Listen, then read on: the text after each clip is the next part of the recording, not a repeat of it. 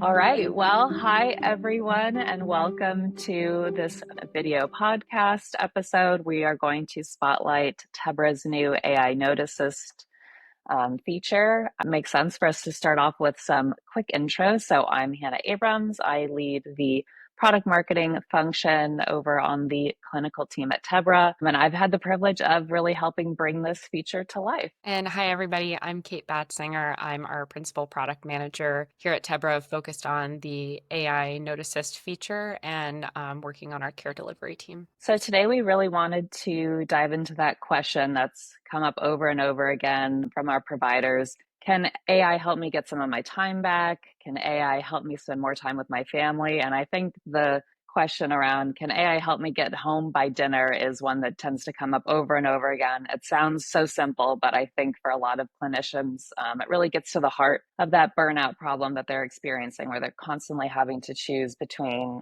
their professional lives, their patients, and then their home lives. So that's what we'll be chatting about today. You'll leave this conversation with some learnings around how AI tools can help you save time and better connect with patients and just improve your life overall. So I think we'll kind of start out just setting the stage around, this burnout problem and how a lot of it goes hand in hand with that EHR burden, specifically documentation. We've heard this from so many providers over the years. You're spending 1, 2, sometimes even 3 hours a day on documentation after your patient leaves. And to us, that seems like a really broken system. I'm curious, Kate, what you've heard specifically from providers, around how this affects their personal and professional lives. Yeah, Hannah, as you said, obviously this contributes a lot to clinician burnout, clinicians leaving the field altogether or switching to specialties that don't have as rigorous documentation requirements, and we want to make sure that we're improving the experience for all of our clinicians. We know that documentation is a required part of a lot of clinicians' jobs, but we don't want it to be where they're spending most of their time. They want to be spending their time with their patients, and then they want to be able to go home and enjoy their lives outside of work. So that's something that is really important to us here at Tebra. And I'm curious, Kate, do you have a perspective on how that burnout and that lack of time to really, for these physicians to really connect with their personal lives, does that tend to have an impact on their professional lives directly and how they're connecting with their patients? We, of course, want physicians to be able to show up to work refreshed and ready to run. And I do think we have seen statistics around the fact that patients can tell when providers are, overworked and feeling that documentation burden. Yeah.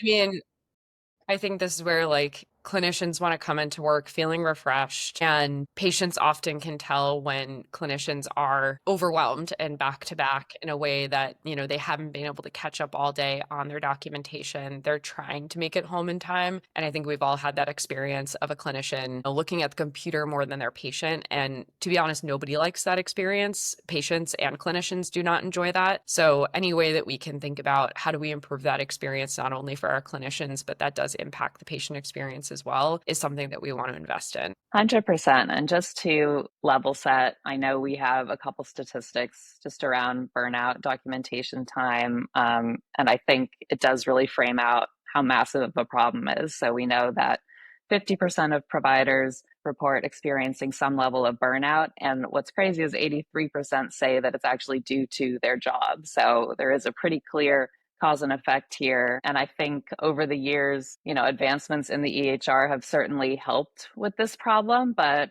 we do get the sense that AI is truly a game changer. And we've seen that come out of our feedback. So I think this is really exciting. Of course, this is very early stages for this functionality, but we do believe we can make good on that promise to really cut down on that documentation time and get providers some of their time back to spend it however they want. So I think, we could talk a little bit about the process that went into building this feature and what was really critical to include in this first iteration of the product. Kate, if you want to get into that a little bit. Yeah. So when we were first building the AI Note Assist feature, so something that we're focused on here is how can we give you that time back, as we talked about already. So having some sort of ambient listening in the background of your appointments and allow you to actually connect with your patient, talk to them, have a free ranging conversation, and have that all recorded and then transcribed for you into a clinical note after is something that would save a ton of time. That way clinicians can just review that clinical note that is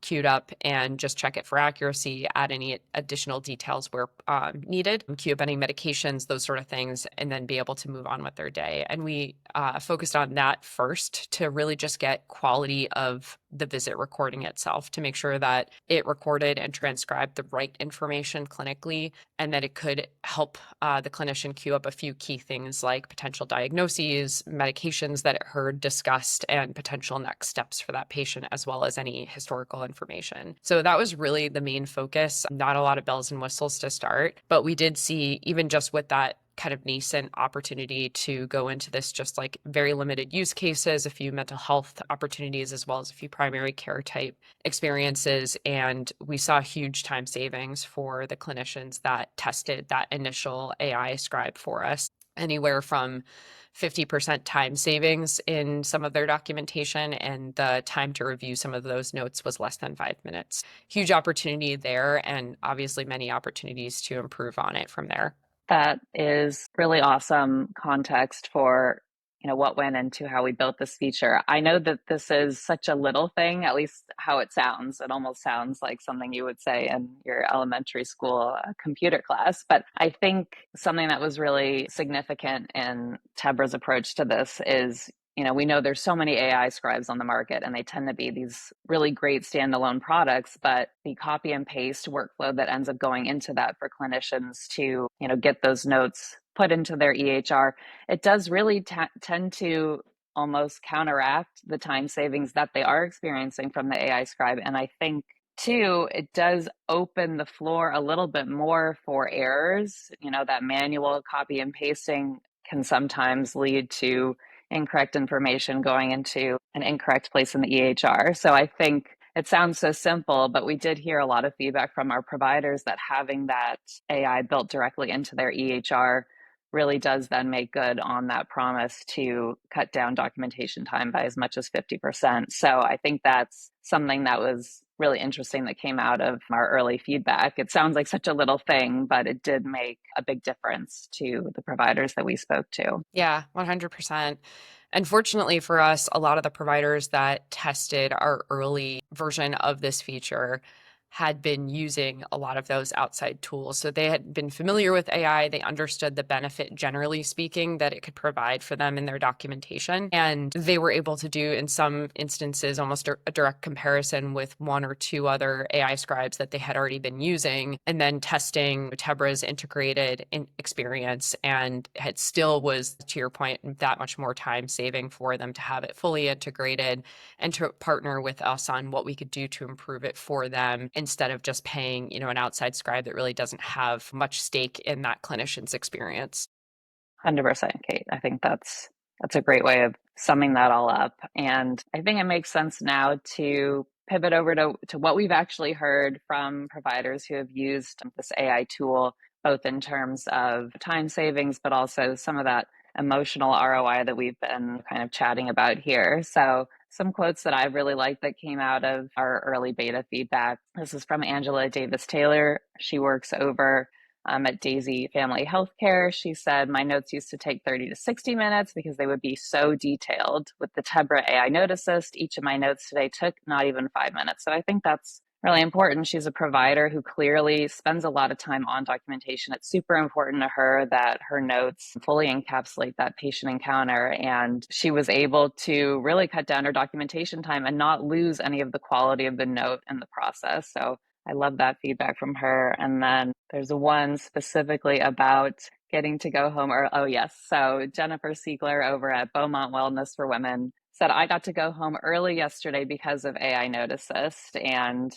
that's such a big thing for a provider to say, where she can really leave work at work. She's finished her notes for the day. She's not having to worry about, when am I going to find time to jump back into my EHR after dinner? we've heard so much talk around this pajama time. So we just love that this tool is helping providers unplug, spend more time with their families, get home by dinner, make it to your kid's soccer game. So those two quotes really have stood out to me from this. And we did hear from someone who worked with a provider testing the functionality who was planning on retiring. And because of this functionality, she's planning on continuing to see patients because it's really taking away those aspects of her job that were burning her out. So now she can focus on that joy of the patient encounter and why she entered the field of medicine to begin with, and she can know that she'll log off for the day and be able to then focus on the aspects of her personal life that raise her up. So I love those quotes in particular, but we're definitely seeing a lot of feedback around that typical note time of 30 minutes being cut down to 2 to 3 minutes per note. So that's a huge stride for documentation in the EHR. Kate, I'm curious if there are any metrics that you want to call out from our early feedback that were captivating to you as a product manager on this. Yeah, I think we've already talked about the time savings, obviously, and some of the feedback from our clinicians that were just kind of qualitative, telling us that this is something that is beneficial to them. We also did have them rate kind of the ease of use of this feature, making sure that it is very much like a point and click type feature for folks to use. So out of a 5-point scale, we scored around a 4 for ease of use of this tool, which was also really important to us. This is not supposed to be a heavyweight feature with like all of the functionality and the benefit that we have in it today and we are building into it in the future should be built into the AI, and that should be happening in the background for the clinician. This should be as easy as like hitting record. And that's really what we got to with this feature, and what we're really striving for in that clinician experience is that they can just kind of like let this play in the background and they can follow their appointment as they normally would without having to interact with their computer as much as they normally would.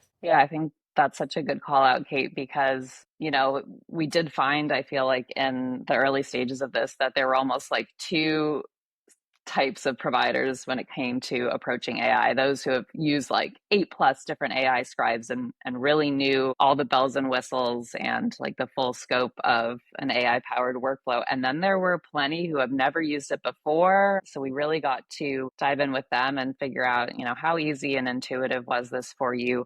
What are your fears around AI? And I'm curious, Kate, we get a lot of questions around, is the AI note assist really accurate? Can I trust this to keep track of my interactions with patients? Can you say a little bit more about the accuracy component and maybe some of that transparency, especially around HIPAA and getting patient consent, just so we can level set with anyone watching this episode? Yeah, absolutely. So quality is, I think, the most important thing for us. Obviously, like we can work in the future on, making this cooler and add more functionality to it. But at the baseline, it should be an accurate clinical representation of what happened during the visit. So we spent a lot of time doing that. So our partner that we used for building this model on all of the data that feeds into this to determine, what type of clinical information is this? Where does this go in a note? We've been building that over time with them to make sure that we have a really good like a database of this information to go off of. And we spent a lot of time with our clinicians who were testing this to give us that feedback of what is it capturing accurately? What would you change about this note? And taking that into account as we iterate on the model going forward to make sure that it only gets better over time. But we wouldn't have released this if it wasn't to the point that it should be at least clinically accurate. So all of the information that's collected in that recording, we don't hold on to those recordings. That happens during the visit. It creates a transcript that Tebra holds on to for about a week. And really, we only hold on to that for a short period of time, mostly just for troubleshooting. So if anybody did have any issues with the note that was generated, either information was missing, they weren't happy with the quality, we can actually go back and do a comparison of that information and take that into account with the model as we go forward. And then that actually gets destroyed. So the only thing that ends up at the end of it is a note like you normally would. So same kind of parameters from like a HIPAA data protection standpoint for the most part. And then as far as patient consent is concerned, every state at this point, very similar to telehealth a couple of years ago, has different regulations and different guidelines around what you should do to acknowledge to your patients that you are using an AI scribe. So this is something we're leaving to the clinicians right now to their discretion of how they want to handle this within their practice and in their state. Some states may require you to have some sort of written consent from your patients. Others may just require a verbal consent of just acknowledging that to the patient when you first get on the visit. So far, we have not really seen any pushback from patients themselves on this. I think patients understand the benefit that my clinician's actually going to like have a real conversation with me and be able to look at me and have a more free flowing back and forth than they would if they were manually documenting this visit. So I think they're immediately seeing that benefit and comfortable with that as long as the clinician's letting them know about that. Yeah, that is an excellent point around the patient consent piece, because I do think at the start of these AI scribes coming to market, there was a lot of uncertainty around how patients would react to the concept of an AI scribe in the room. I am, of course, not a physician. I am a marketer, but I am definitely a patient. And I get really excited when my providers ask me if it's okay if they use an ambient listening tool to better record the encounter so that they can be more present with me. And I notice it. Like I get that eye contact, they're super engaged, and they're not even like trying to keep me on track of like a checklist of, medical questions that need to be answered. It's like they can really be present and know that the AI is going to capture the most pertinent details. And I definitely feel like I've built closer relationships with my physicians as a result of it. So I'm certainly not a patient that feels any type of negative way when that type of technology is discussed in an appointment. So I think we aren't seeing a lot of pushback there, and providers are relieved that patients understand the benefit of this technology without really having to go in depth into the why. So that's a really good point to call out. And I think you mentioned that a lot of provider feedback went into building this tool and ensuring the accuracy. So I'm curious to hear a little bit more about how you're looking for additional provider feedback to really help shape the roadmap, and how anyone listening who's a Tebra customer and using this tool can provide their suggestions and better help shape this tool for physicians moving forward. Yeah. As a product manager, I love user feedbacks. We will take it in all forms. Right now, we do have, with the initial release of the AI Note Assist, there is a banner that has a feedback survey in there. I am personally reading through all of the feedback from our clinicians right now. Some of you that have provided feedback may have gotten an email from me as well, to dig into some of the feedback that has been provided to make sure I understand what the feedback is, telling us to do, what sort of potential issues you've run into, and make sure that we can, figure out the best next step there. Other ways to provide us feedback, you can reach out to Tebra directly, either through your account manager, your customer service reps. We also have NPS surveys that go out fairly regularly, and the entire product team does actually read all of those responses on NPS. So if there's anything specific to AI Note Assist, please just note it there with any feedback that you might have, and that will get to me directly. So yeah, anywhere that you want to reach back out to us about AI Note, we're taking any and all feedback right now. And we do have some exciting things that we're working on for upcoming releases as well to improve the feature, both based on feedback and from things we're seeing in the market, to make sure that we're staying on top of the features that are really going to benefit our clinicians long term. I love that, Kate. And I've seen it firsthand how much you care about getting customer feedback. And we do really appreciate anyone who takes the time to give it to us, whether it's negative, positive. Like truly, the goal of this is to go beyond time savings and really restore that joy in practicing medicine. It's so important to us. And we're so happy that we get to work on these types of features that can really bring meaningful change in an expedited fashion. I don't want to put you on the spot, but I'm curious if there's anything about the future of the AI Note Assist that you'd be willing to share at this point in time. Yeah, so I will say we have heard loud and clear, and we fully expected this, that custom notes are super important to our clinicians. I think at Tebra, everywhere, you all have very specific needs within your practices. You have different regulatory bodies that you are writing your notes for or may have to send in for audit type things. So we understand that that's actually a very important part of how practicing medicine works. And that is an important next step for us. That this is there's a lot that goes into being able to accurately create a custom note the same way a clinician would from an AI tool. So we are spending a lot of time the next couple of weeks digging in with our vendor partner and looking at the data that we have, looking at the feedback from all of our clinicians to determine how quickly can we get a version 1 of a personalized note available for some of our clinicians. So I'm not promising any timelines right now, but just want to make sure everyone has been heard that custom notes are very important. And that is definitely our next big investment that we are making in AI Note Assist. Kate, that was super helpful to learn a little bit more about what's planned for the future of the AI Note Assist. I know there's been a lot of feedback around those custom note types because we have so many different Tebra specialties and so many different documentation styles within those Tebra specialties. So I know that's super important. We launched with, I believe, is it the 5 most common note types? I just love putting you on the spot. So we definitely wanted to go to market with those most frequently used notes just to lower that barrier to entry. But we understand that it doesn't stop there and that there's so many different nuances to the way you all like to document and how you like to interact with your patients. So super exciting that that's where we're putting our focus for the future iterations of this product. And we also got a lot of feedback around the desire for a subscription model because you all want to use it a ton. We understand that, in a day you're seeing X many amount of patients, and maybe you want to use AI Note Assist in all of those encounters.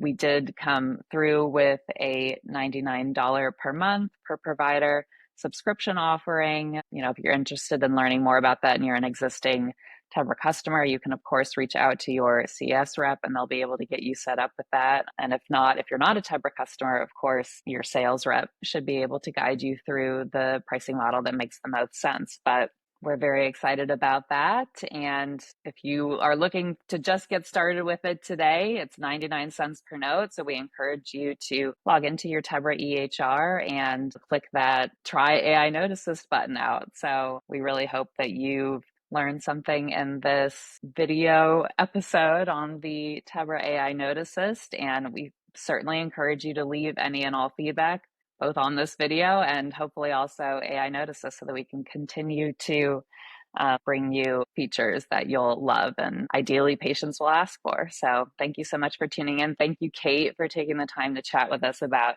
how you built this product and what's been exciting you about it all along. So we'll certainly talk again as we continue to make iterations on this, but that was really exciting to hear a little bit more about the results we're seeing so far. Yeah, thanks for having me, Hannah.